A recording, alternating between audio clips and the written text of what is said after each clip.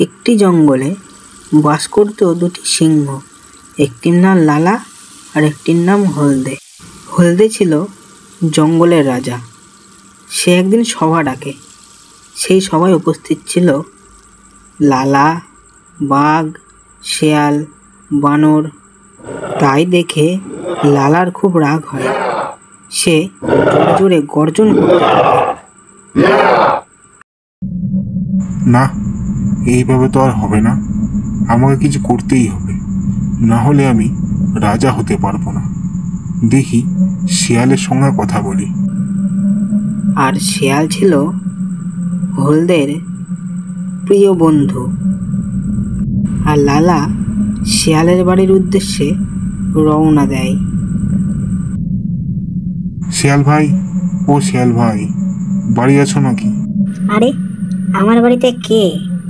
কার আগমন? বলুন বলুন ছোট মহারাজ, আপনাকে কি বলে সাহায্য করতে পারি? ভাই, আমার একটা গোপনত্ব কাজ করে দিতে হবে।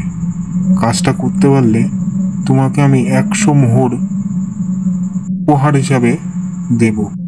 কি এমন কাজ যে আপনি 100 মোহর আমাকে দেবেন, তাও আবার উপহার হিসাবে? জিনিসটা তো ভাবার বিষয়। কাজটা খুব গোপনত্ব, কাউকে বলবে না। মানে আমার দাদা হলদেকে মারতে হবে।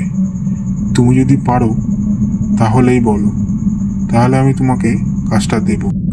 শিয়াল কিছুক্ষণ ভেবে বলে, হ্যাঁ হ্যাঁ, আমি পারবো। আমাকে উপযুক্ত উপহারটা দিলেই হবে। বলে শিয়াল পরের দিন মাংস মুখে করে নিয়ে চলে যায় বিষ দিয়ে মহারাজকে দেয়। তখন সিংহ বলে, কি তুমি এত মাংস নিয়েছিলে আমার জন্য? তখন শিয়াল বলে, আমার ছেলের জন্মদিন ছিল তো, তাই আপনার জন্য নিয়ে আসলাম। সিংহ তখন বলে, ও আচ্ছা। তা আমাকে তোমার বাড়ি যেতে বললেই তো পারতে। তারপরে শিয়াল চলে গিয়ে আড়াল থেকে দেখতে থাকে যে মাংসটা মহারাজ খেয়েছে কি। তারপরে সিংহটি মাংসগুলো খেয়ে নেয়। তাই দেখে শিয়াল খুব আনন্দ পায়। নেক্সট পর্বে আরও ইন্টারেস্টিং আছে। চ্যানেলটিকে অবশ্যই সাবস্ক্রাইব করে রাখবেন পরবর্তী পার্টের জন্য।